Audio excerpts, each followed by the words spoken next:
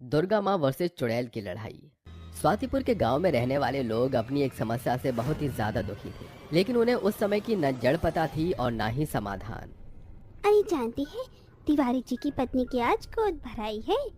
गोद भराई, लेकिन जानती हूँ हमारे गांव को तो ना जाने कौन सा श्राप लगा हुआ है। यहाँ कोई भी औरत 4 महीने से ज्यादा गर्भवती नहीं रह पाती है। हो सकता है कि हमारे गांव को अब उस श्राप से मुक्ति मिल गई हो। सही कहा, तिवारी जी ने इस खुशी में पूरे गांव को आने का न्योता दिया है। सभी तिवारी की पत्नी पार्वती की गर्भवती होने की खबर सुनकर बहुत ही ज्यादा खुश थे। सभी खुशी खुशी तैयार होकर पार्वती के घर गोद भराई के फंक्शन में पहुंचे, लेकिन वहां तो कुछ और ही हो रहा था।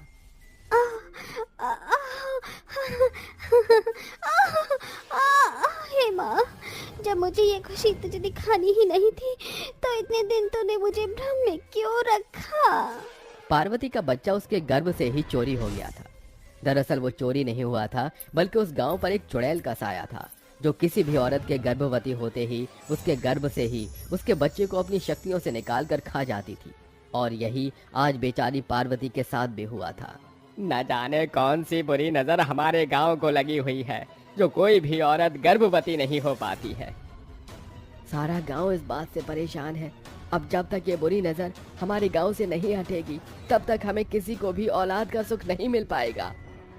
तिवारी ने अपनी पत्नी को संभाल लिया।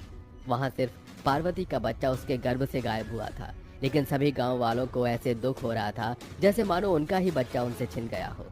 ऐसे ही सिलसिला जारी था। वो चुड़ैल किसी को भी गांव में औलाद का सुख प्राप्त नहीं होने दे रही थी। जब तक मैं यहाँ हूँ किसी को भी खुशी से नहीं जीने दूंगी। जैसे मुझसे मेरी खुशियों को छीना था, अब ठीक वैसे ही मैं भी सभी से उनकी खुशियों को छीन लूंगी। वो चुड़ैल ऐसे एक पेड़ पर बैठी हुई बोल रही थी, और ऐसे बोलकर वो जोर जोर से हंसने लगी। लेकिन ऐसा क्या हुआ था उसके साथ जो वो सभी की खुशियों की दुश्मन हो गई थी? स्वातिपुर के गांव में संजना नाम की एक औरत अपने पति के साथ रहती थी।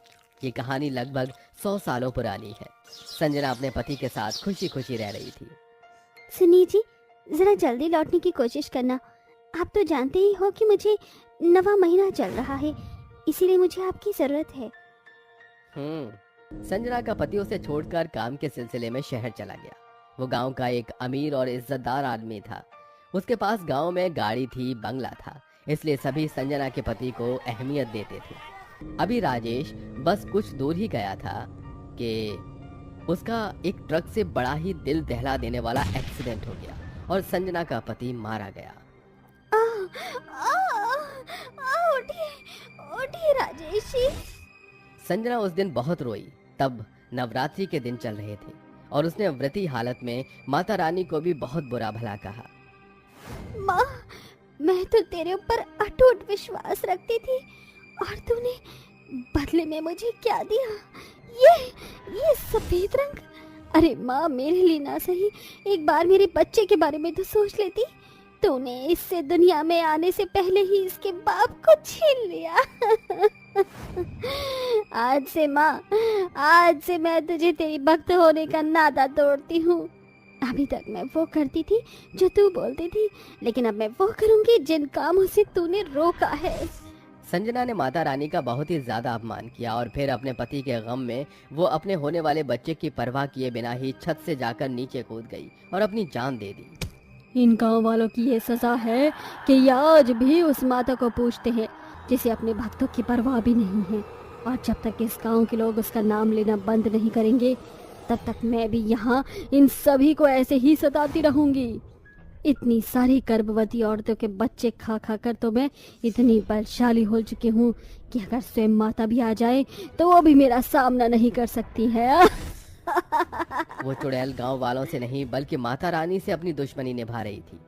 ऐसे ही सिलसिला जारी था और अब फिर से नवरात्रि के दिन आ चुके थे। गांव की सभी औरतें माता रानी के लिए व्रत रख रही थी। पार्वती भी बड़े मन से सभी व्रतों को रख रही थी। हे माँ, इस नवरात्रि के सदके तो हमारे गांव को इस बुरी शक्ति से आजादी दे दे। नवरात्रि के सभी दिन तो काफी अच्छे से बीत गए और आज नवमी का दिन था। पार्वती ने सभी व्रत रखकर आज बड़े ही मन से माता रानी के लिए प्रसाद तैयार कर कन्याओं की दावत की थी। मेरे चने और हलवे का प्रसाद तो तैयार हो गया है, अब बस कन्याओं के आने की देर है। पार्वती प्रसाद तैयार करके रसोई से बाहर आ गई। अभी बस वो बाहर ही आई थी कि रसोई की खिड़की से संजना अंदर आ गई। कन्याओं के नहीं, हमारे आने की देर थी, अब देखना मेरा कमाल। संजना ने ऐसे बोलकर अपने जादू से पूरे खाने को जहरीला कर दिया। कुछ देर बाद कन्याएं आ गईं और पार्वती का प्रसाद खाते ही उन सभी की सांसें रुक गईं। हे माता रानी, ये क्या हो गया? अरे बच्चियों उठो। पार्वती बहुत डर गई और उन सभी बच्चियों के परिवार वाले जल्दी से पार्वती के घर पहुंच गए। पूरे गांव में कोहराम मच गया। इसने न जाने कौन सी दुश्मनी निकाली है हमारी बेटियों के साथ। माँ के प्रसाद के नाम पर ये सभी को जहर खिला रही है। मारो मारो इसे। नहीं, मेरा विश्वास करो, सुनो तो। किसी ने भी पार्वती की एक नहीं सुनी और उन दोनों पति पत्नी को भी सभी मिलकर मारने लगे। पार्वती बस अपनी माँ को पुकार रही थी। अभी गांव वाले उन्हें मार ही रहे थे कि तभी वहां पर सोने जैसी चमकती हुई एक रोशनी प्रकट हुई। वो कोई और नहीं बल्कि स्वयं दुर्गा माँ थी। माँ, सभी गांव वाले उन्हें देखकर रुक गए और हाथ जोड़कर खड़े हो गए। माँ, इस औरत ने हमारी बच्चियों। तुम सभी गलत समझ रहे हो। तुम्हारी गुनहगार पार्वती नहीं बल्कि कोई और है, और आज मैं उसी का खात्मा करने आई हूँ।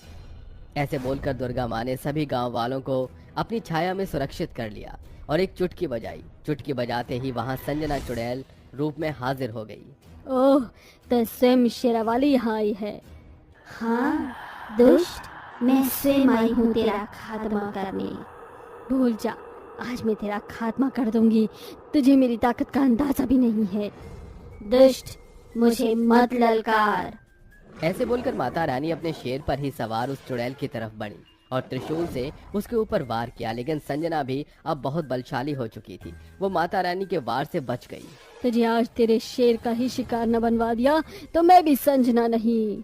हर दुष्ट ऐसे ही बोलता है। तैयार हो जा, बहुत हुआ तेरा ये नाटक। ऐसे बोलकर दुर्गा माँ ने पूरी ताकत से संजना के ऊपर वार किया। उस वार से संजना का एक हाथ कटकर गिर गया। तेरी ये मसाल, रुक तू। संजना ने अपने आकार को बढ़ा लिया। माता रानी भी अपने आकार को बढ़ाकर बड़ी हो गई। दोनों में बहुत देर युद्ध हुआ और आखिर में माता ने उसका सिर उसके धड़ से अलग कर दिया। सभी गांव वालों ने यह मंजर अपनी आंखों से देखा था। संजना को हराने के बाद माता रानी वापस से अपने आकार में आ गई और बोली, मैं अपने भक्तों पर कभी भी आंच नहीं आने दूंगी। जब जब पापी अपनी हद से आगे बढ़ेगा, तब तब मैं धरती पर आऊंगी। अब तुम सभी तो सब कुछ समझ ही गए होगे। पार्वती, मैं तुम्हारी भक्ति से बहुत प्रसन्न हूँ और मैं तुम्हें पुत्रवती होने का वरदान देती हूँ और इन सभी कन्याओं को जीवन दान। माता रानी ने सभी मरी हुई कन्याओं को फिर से जीवन दे दिया और पार्वती को गर्भवती होने का वरदान। अब सभी गांव वालों को उस साए से भी छुटकारा मिल चुका था और सभी अब बहुत खुश थे।